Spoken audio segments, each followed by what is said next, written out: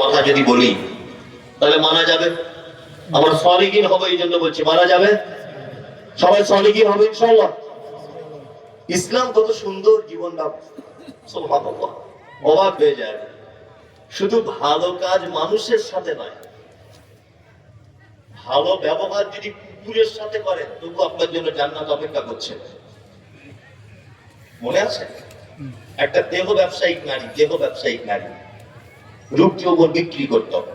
এরকম একটা নারী রাস্তা দিয়ে হেঁটে হেঁটে যাচ্ছে, যেতে যেতে দেখতে পেল একটি তৃষ্ণার্ত কুকুর পিপাসায় কাতর হয়ে সে তার কূপের সাইডে দাঁড়িয়ে জিভ পার করে কাদা জাতীয় মাটি জিভ দিয়ে চাটছে।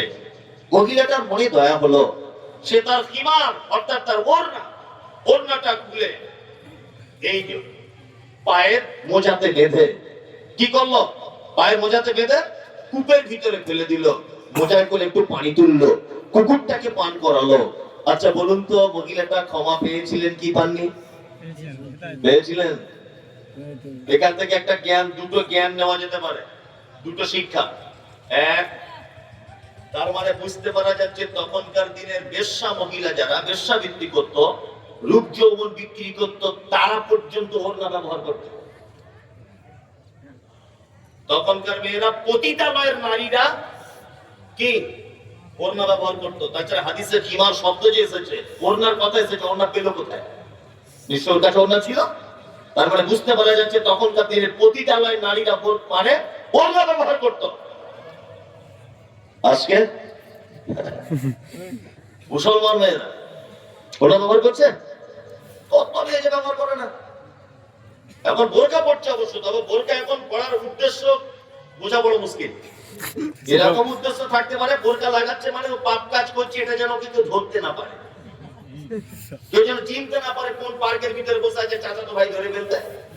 ওই চাচাতো ভাইয়ের চোখ আড়াল করার জন্য বোরকা পড়েছে, এরকম হতে পারে। এগুলো কি বোরকা? ছি ছি ছি, আস্তাগফিরুল্লাহ। বোরকা পড়ছে, ওর বোরকা লাইটিং হচ্ছে বড় রকমের, চিকচাক ঝুকচাক, লাইটে গেলে মানে অন্য মেয়ের দিকে না দেখলে ওর দিকে দেখে। বাজার কাছে গোলাপ ফুল ঝুলছে, বোরকার ডিজাইন, ওড়না নাই। অসংখ্য মুসলিম নারীদের বিনা ওড়নাতে তারা ঘুরছে রাস্তাঘাটে। কিন্তু তখনকার দিনের পতিতালয়ের নারীরা ওড়না ব্যবহার করত। দুই নম্বরে আরেকটা শিক্ষা, মানুষের সাথে শুধু ভালো ব্যবহার করলে যে আল্লাহর কাছে ভালো হওয়া যাবে তা নয়।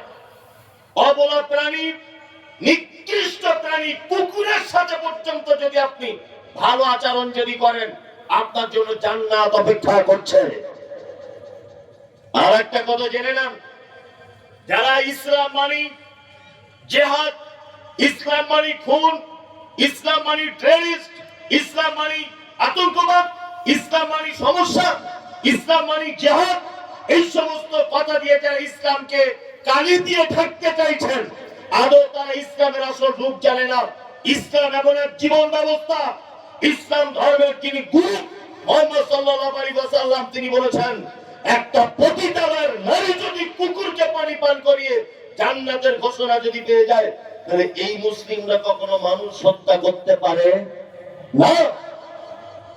যাদের ধর্মীয় বাণী কুকুরের সঙ্গে সৎ ব্যবহার করলে জান্নাত অপেক্ষা করছে, বিড়ালের সাথে অসৎ ব্যবহার করলে জাহান্নাম অপেক্ষা করছে, এ জাতি কোনোদিন খুনি হতে পারে না। পারে? পারে না। এগুলো আমাদের মানুষ সব ওভার করে চাপিয়ে দেওয়া হচ্ছে। কি বললাম বুঝলেন? তাহলে আমরা কয়েকটা ভালো কাজ বলবো ইনশাআল্লাহ, আমল করবো ইনশাআল্লাহ সবাই ইনশাআল্লাহ।